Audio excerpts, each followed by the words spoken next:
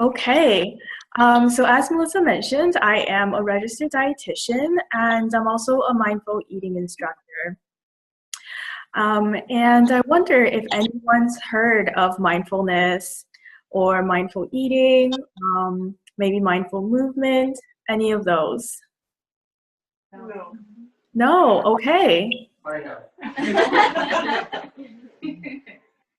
Sorry, what was that? I didn't catch that. Oh, my dad has, but the rest of the room has not. Oh. I assume your dad heard it through you, Melissa. Oh, yeah, probably.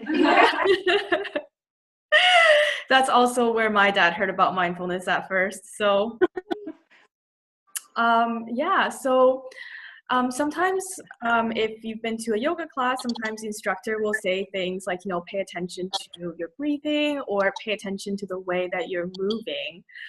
So that's essentially bringing mindfulness to movement as in yoga. And mindfulness is basically paying attention to what's happening with a sense of curiosity and openness. And so mindful eating is paying attention to your experience of eating, your experience around food and drinks with a sense of curiosity and openness, and paying attention to what's happening in the present moment. And I think this skill is really relevant for all of us here today because we live in such a crazy, distracted world. So who here has got one of these with them? Yeah, so 10, 15 years ago, we didn't have these phones constantly beeping and going off and distracting us from our day-to-day lives. I know sometimes I'll be eating and then maybe I'll be like, oh, I want to check what's on Facebook. So I'll take my phone and I'll start scrolling through it. But really, like before I know it, there's like no more food on my plate. And I'm like, where did the food go? I don't remember eating it. I couldn't tell you what it tasted like. And I certainly couldn't tell you if I liked the food or not. So because of these distractions, it's becoming harder and harder for us to tune in to our own body signals and to our own internal cues around hunger and fullness and eating. Another example of how external cues can influence what we eat and whether or not we eat is the environment that we surround ourselves in. So for example, if you happen to be at a party where there's lots of different foods being served, so that's a really strong external cue telling your body, oh, I want to eat. Or if you happen to be at the movies with a really large bucket of popcorn, something that you wouldn't normally eat a food that size, but that's the serving size that they give you at the movies. So then you're kind of sitting there and plucking away at the popcorn sort of mindlessly. And so because of these influences in the world that we live in, it's really important for us to be able to connect with our bodies and with our bodily experiences because they're valuable signals that our body can give us that can't come from outside influences, whether they're your doctor or a healthcare provider. And that's why mindfulness is so important. And mindfulness and mindful eating isn't something that you can learn by hearing me talk about it, but it's really something that you need to experience through practice. And so I'm going to be guiding you through a mindful eating activity as well as a short meditation if you choose to participate towards the end of this session. Are there any questions around what I've talked about around the external versus internal cues to eat and how distractions like cell phones and our environment can play a role in our eating? Got a question, Kathy. Yeah. I'm Kevin.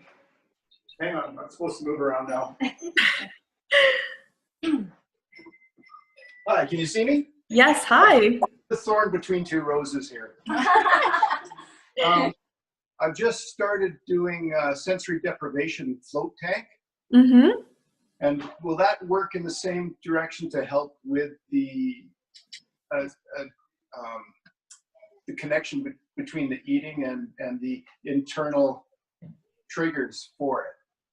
Yeah, so what the sensory deprivation does is that it essentially takes away all possible external distractions, right? You're sort of like in this dark environment and you're not really feeling anything from the outside. Yeah, yeah. So, Yeah. is there a way that I can help to use it like a meditation? What kind of things should I focus on to be able to develop the mindful eating and nutrition? So I think a regular meditation practice, if you're interested, could help with developing more mindfulness, bring more of that sort of that quality of attention, that sort of distraction-free attention into your day-to-day life, no matter what you're doing.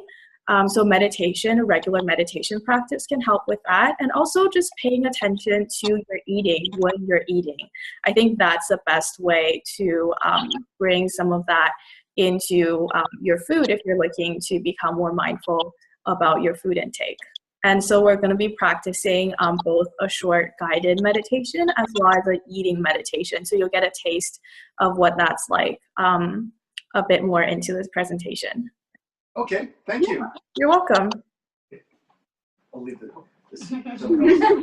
That's a hot seat now. Yeah. Any other questions? Just let me know when to roll out the crackers, Kathy. Okay, I'm going to talk a little bit about emotional eating, weight and body concerns, and then we'll move into the eating part. Okay, so if there aren't any more questions, I'll start talking about another reason why mindful eating can be helpful for you. And this is for people who struggle with emotional eating. And there's nothing wrong with eating for emotional reasons. We're all emotional eaters, and eating is meant to help us feel good because it's a survival mechanism. We need to eat to survive. But when food becomes your primary coping mechanism, whenever you feel stressed or whenever any difficult emotions come up in your life, then that can become a problem. I know that for myself, I used to struggle with emotional eating and binge eating. And this is actually what led me to the path of mindfulness and mindful eating. I found that when I meditated regularly and when I ate mindfully, I felt more in control of my eating, and I had fewer binges, and occasionally, even in the middle of a binge, I would be able to stop myself with a lot less effort than prior to beginning these practices. And so with these little successes, I felt really encouraged to keep going with the meditation and with mindful eating, and that's why I'm here in front of you today. And research study has also shown that mindfulness can help reduce the size of binges as well as the frequency of binges. And they did this really interesting study on people who crave chocolate. So they took a group of people who said that they regularly and intensely experience these chocolate cravings, and then they trained them in mindfulness and mindful eating, and they found that it actually helped with their chocolate cravings, which I found super interesting. And so mindfulness and mindful eating can really help with resolving some of those inner struggles around food, resolving food addictions, and also just helping you feel better about the way you eat when you eat. Are there any questions around that? Okay, cool. So when people come to see a dietitian, one of the things that they often ask is, can you help me lose weight, or will you help me lose weight? And so my answer to that is I work from a weight neutral perspective, which means that I don't encourage intentional weight loss or weight gain. And the reason for that is because 95% of people who lose weight will eventually gain it back, and 2/3 of those people will gain back more weight than they've lost in the first place. Now, this wouldn't be so bad, but research has shown that weight loss and weight regain, really this sort of weight cycling, is worse for health than if that person were to stay at the same higher but stable weight. And so as a dietitian, from a health perspective, I choose to help my clients focus on meeting their needs, eating healthy foods, getting an appropriate amount of exercise, so that they can have a healthy body that serves them rather than worrying about a certain number on a scale. And mindfulness can also help decrease concerns around body shape and body size. And it can do this by reducing the amount of black and white thinking that's often involved when we have negative self-body image. Now, are there any questions or concerns about any of that stuff? About weight or body image or dieting, weight loss? No, I think we're good. Okay, cool. So if you want to participate in the mindfulness and mindful eating activity, feel free to get a cracker or cheese or some type of food, and then we'll get started once everyone is back in their seats.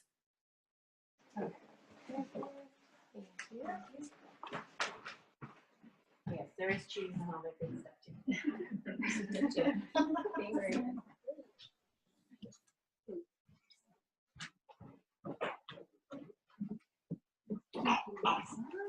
There was so much stuff that Kathy really helped me with. Like emotional eater, binge eating, body image issues. Like there's so much that she spoke to that really helped me work through a lot of those things that come up that I didn't associate with the things I was eating.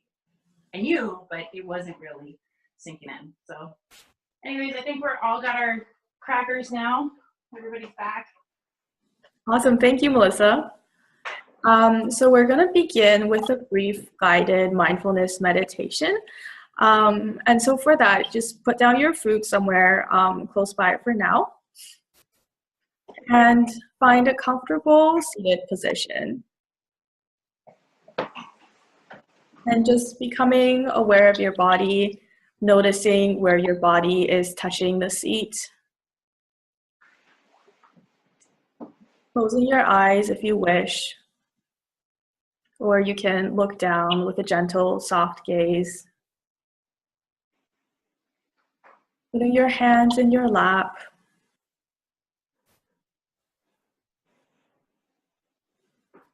Making sure your back is upright, but not too stiff.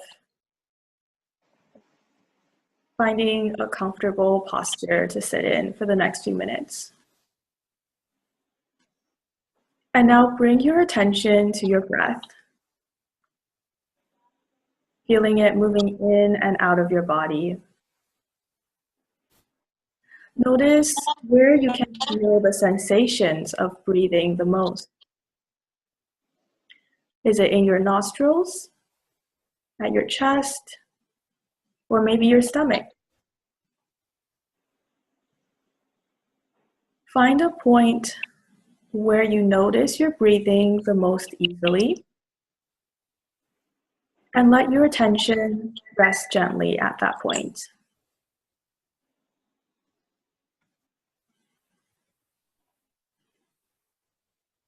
Now you may notice your attention wandering off into thought, maybe thoughts about the future or the past.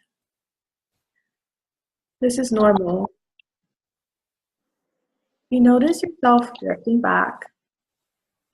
Simply guide your attention back to the breath, like guiding a lost puppy back to its home.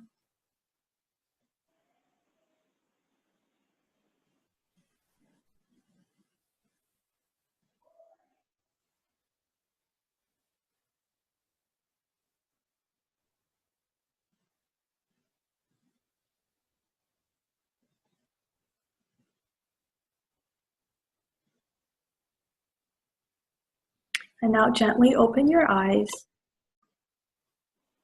and take a look at the food item. We're transitioning to the mindful eating portion of the activity. Taking a look at the food size, its color, its shape, its texture. Paying attention to it with a sense of curiosity, as if you've never seen this food before. Maybe bringing it up to your nose to smell it, noticing the aromas, noticing any thoughts about liking or not liking the food, any expectations around how it'll taste. And when you're ready to take a bite, and slowly begin to chew, noticing how the flavor and the texture changes. Noticing if you're using the left or the right side of your mouth, the front or the back. Again, anytime that your mind drifts away from the eating experience, gently guide it back. And when you swallow, notice the sensations of swallowing. Notice when you can no longer feel the food in your mouth or in the back of your throat.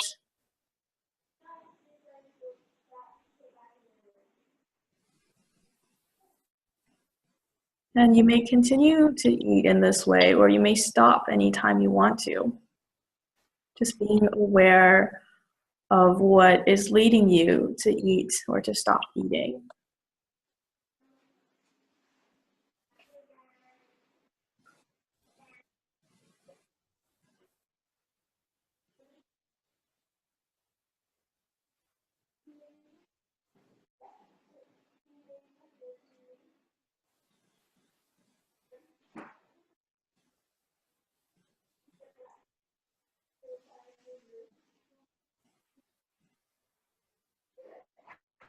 And when you finish eating, bring your attention back to the breath for a few more breaths, noticing the effects of this food. Sending some gratitude to everyone who made this food possible for you to enjoy. And sending some gratitude to yourself for trying this new way of eating.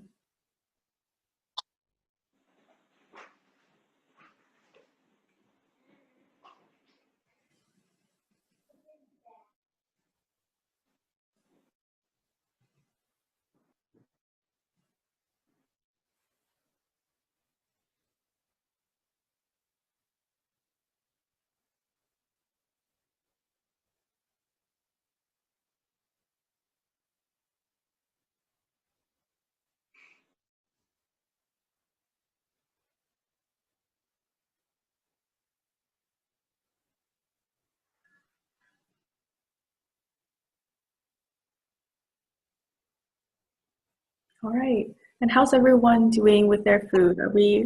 Sorry, I can't see everyone. Are we mostly done? Still working on it? Feel good here.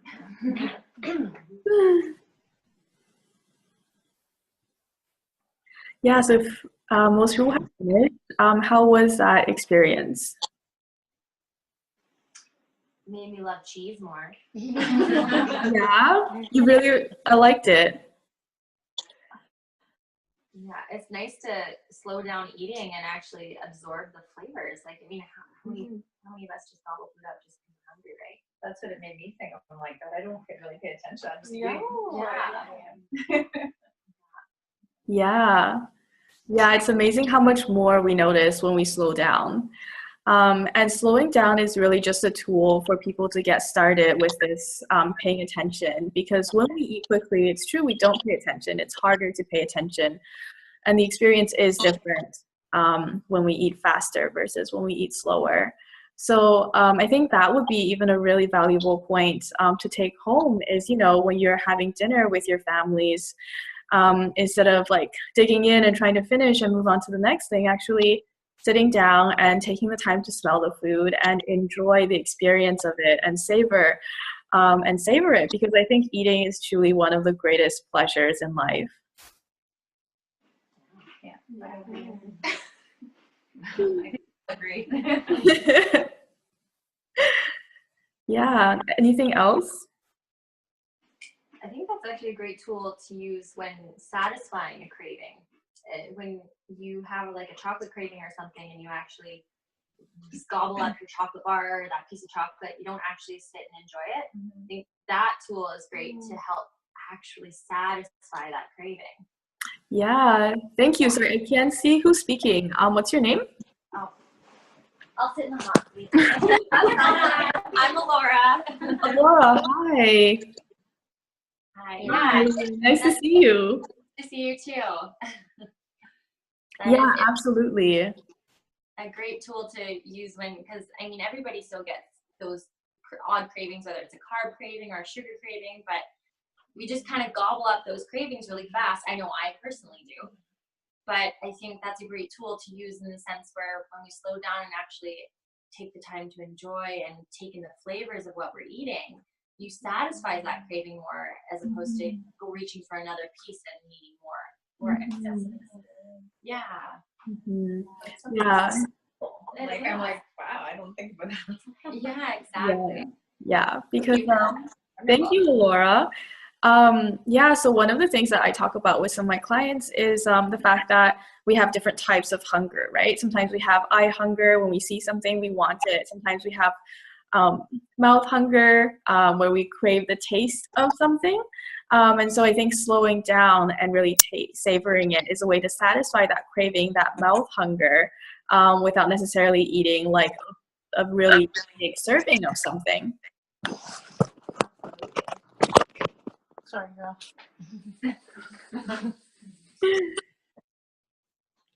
It makes you, especially if you go out for a meal, it makes you take the time to appreciate the effort that the chef has put into the food, and you'll sit back and take a little more time to appreciate the effort and the flavors that they're trying to put in there. Yeah, and there's a lot of research showing that gratitude is so good for us, for our mental health and for our overall sense of well-being as well. So sending some gratitude for the people, for everyone who made the meal possible, the chefs and the servers and the people who grew the food, people who transported it, all the way to the cashier who wrote out your order at the grocery store, right?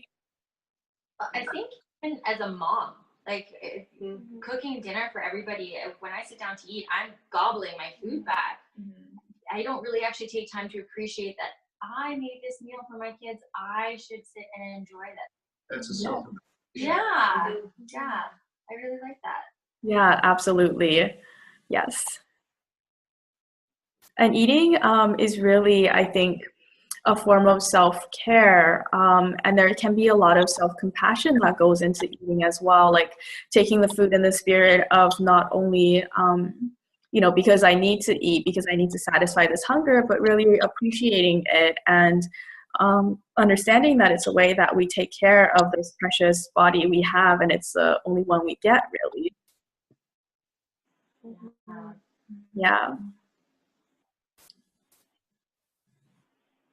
Awesome. So if any of what I've said resonated with you in any way, feel free to get in touch with me. I would love to continue this conversation with you one-on-one. Melissa has some cards with my contact information. And if you know anyone who might benefit from a little more mindfulness or nutrition counseling, feel free to refer them as well. As I mentioned, I have a website, mindfulnutrition.co, where you can sign up for my email list. I also post up recipes and blog posts. Right now I'm working on a blog post about white rice versus brown rice, what's the difference, and which one is better for you. So yeah, that's it from me. Thank you so much, Melissa, for hosting this event and for inviting me. I really appreciate it. And thank you all for being such a wonderful audience and participating, asking questions. I really appreciate it, and I had fun. Thank you.